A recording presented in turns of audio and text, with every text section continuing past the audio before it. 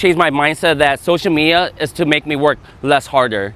So when I got the idea, I didn't get scared of being on camera. Because either I'm gonna go talk on the phone 4 hours a day or just be on the camera for 2 hours. So I had to change my mindset that being on camera was gonna be faster and way easier, and I can travel more and I can be in front of people every day.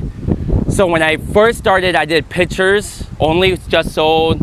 I did a bunch of stories on my Instagram. I do a ton of stories because that's getting on top of people's feed. And then when I got comfortable, I just did videos. But I came to realize when I did so much real estate, my audience got diluted and I had to like spice it up. So I turned, I do like 60% personal and interest and hobbies. And I scale my real estate content down to 40%. And what I do is I try to talk about experiences, about your experience, because I realize that your audience don't like to be told what to do. So instead of like, hey, you should buy a house, blah, blah, blah. And people make decisions off emotions. So I tap into what my audience are feeling, and people make, so I use it like, hey, have you been scared buying a house? Then I talk about that. So I target of like emotional type of hooks, what people are feeling, and then you have to talk kind of like dumb it down. Because when I was talking to Advance, I kind of lost my audience and my views went down. So I also try to like news hack. You ever heard about news hack? So like, you know when like the Diddy story came out, right? So like, you know, like, hey, no Diddy, but I can sell you a house. So like, I kind of follow trends like that because a lot of people are into it. But like, so I do some of that and I try to see what's trending, and then I try to figure out and all that stuff. But the great hooks has been really good. Yeah. Oh yeah, the one in the back of my truck. So like, there's a video that I made. I tied Anthony in the back of my trunk bed. And I was like, you know what? I don't know why people get mad using another wheelchair. So I like opened the trunk bed. Anthony was all tied like this. And I was like, you know, it's like, there's enough abundance clients for everyone. But I do these things where like it throws audience off, and that's how they keep watching your videos. So like you have to do like some weird stuff. So like I have like just some random stuff in the background. I noticed like with shoes, I get compliments on shoes.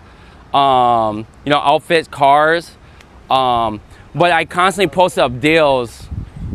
Yeah. So I used to try to do one reel every day, but try to do 3 times. But like I actually got so, like I'm like getting back into it. It's like a love and hate relationship. I tried to hire out my social media and like I kind of fell off, and I'm coming back in. But another thing that I do is I search top real estate content creators, follow them, and then you pick your ideas and kind of tweak it to your liking. So what I do is I just pay attention what video is working for other people. You guys know who LC Signs are? Those guys that like make fun of videos? Yeah, Tony. So Tony is a great advertiser because he has the hook, but everybody just knew who he was because his video make people laugh. So it's like how you can make your content to make people feel some type of thing and remember you. So I make a ton of videos, so like people come up to me, they're just smiling, and I don't know who they are. They're like, oh man, I watch your videos and blah, blah, blah. So like, it's like kind of building your content on social media.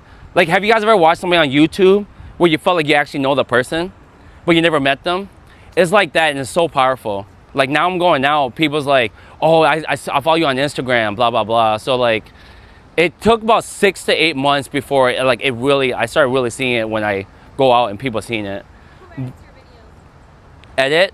So I kind of like sometimes the video that I'm copying, I take it and I bring it to a VA, somebody from Brazil. I pay her $20 and edit it, and sometimes I edit it and I use CapCut. Okay. Yeah. You guys have any questions? Do you worry about posting too much? You know, like. You know what I'm saying? 'Cause I used to, but I came to realize that people who post more actually get more business. And a lot of people look at different time frames and all that stuff. So you got to see time in the posting and stuff. So if you post too much, but the thing about social media is the most free thing. Like I noticed that I do more deals than people who pay 10 grand in Zillow. And just because like right now, social media, you get more views than TV shows. Like sometimes I know like some of my, like I had like 1 million views, but like advertisement, like you rather just spend more, instead of paying for advertisement, you might as well just work on your crew and try to figure out some advertisement for yourself that is free.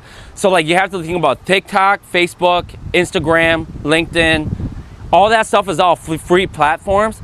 And there's an audience. You might have 20% from Instagram, another 50% from Facebook, 10% from TikTok, because the people on TikTok, they don't use Instagram.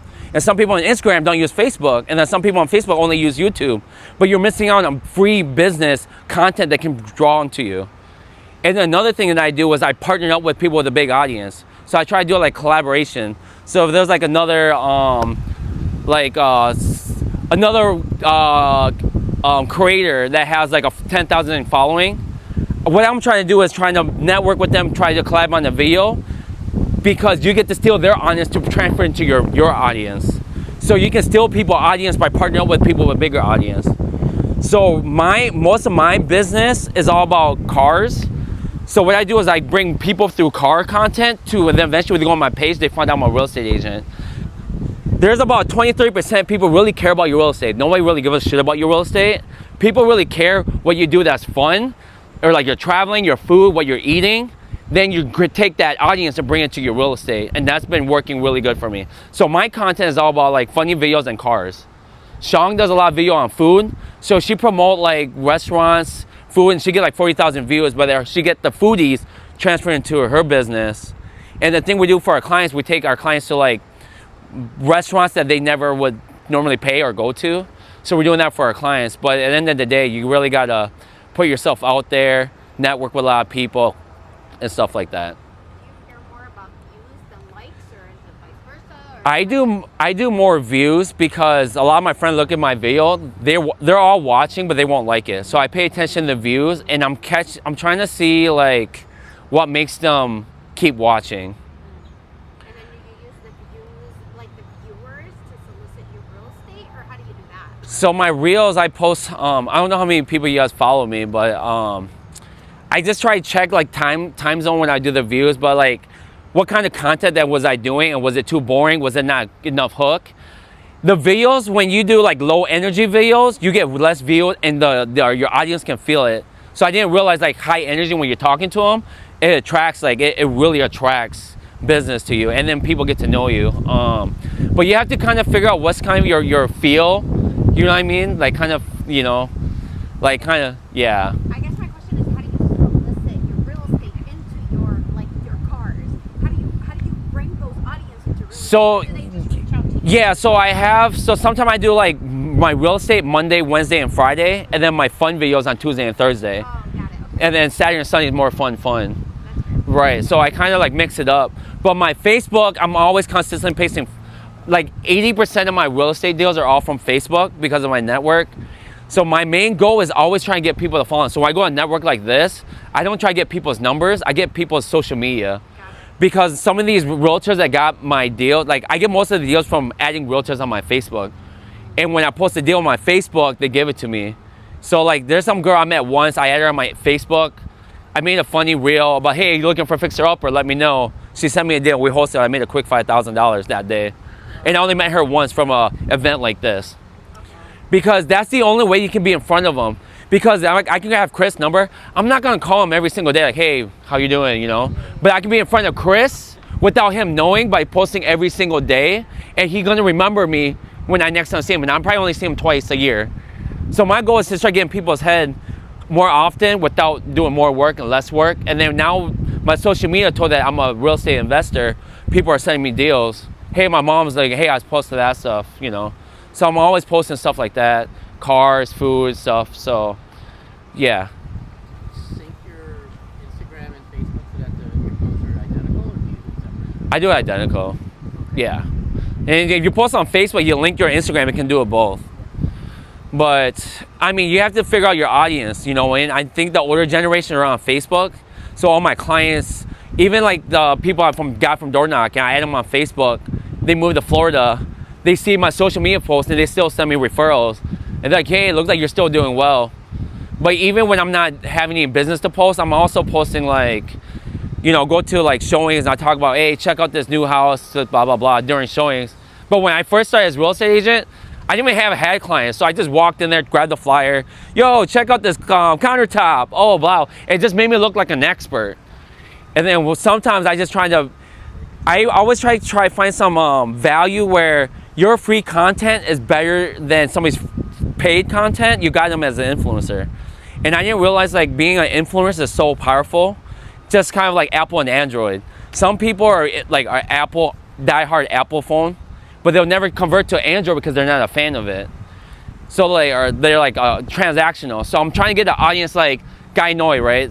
This is a restaurant. Like, to me, like I'm not a big love of it. I'm a transactional client to Guy Noi. But like, how can you be that real estate agent where you're like a raving fan of Guy Noi?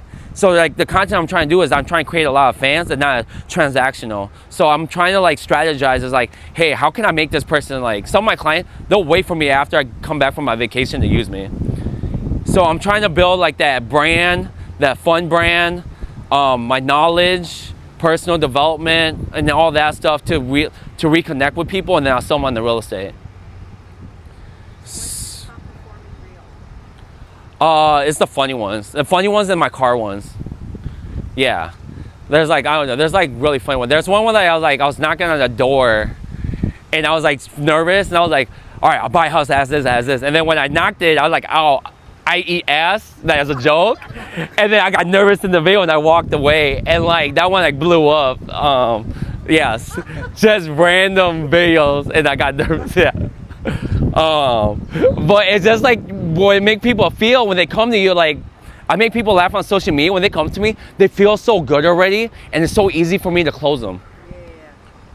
You know, it's even for me easier like, hey, use my realtor. He's so funny. He's selling a lot of houses, blah, blah, blah. And I'm getting a ton of referrals from it. But people don't know your personality unless like you really show it. And I don't think being too professional is like, it could be, but I just made a video of me running in Crocs, and like that one did really good. Yeah. Yeah. But if you can resonate with people and meet them at their level, it's easier to approach. Because I feel when you act too professional, sometimes your people, like that's what I first did, and my friends like, hey, no offense to you, Andrew, but like you're like at this level and I'm like here, and it's like you're just not unapproachable because I'm just thinking like you're just too advanced. So now I switch my video and make it, you know, like dumb it down, not too professional, and like I messed up on my videos. When I know about videos, people only remember 20% of what you say. So like you're getting caught up like, oh, you slurred and you skip a word. Like you're missing out. You should just post it. There's so many videos where I'm stuttering and stuff, and like I honestly feel like I get more business because I stutter. Yeah, so like, I'm like yeah. So I made like blooper videos and stuff. Yeah, but yeah, I think it's great, but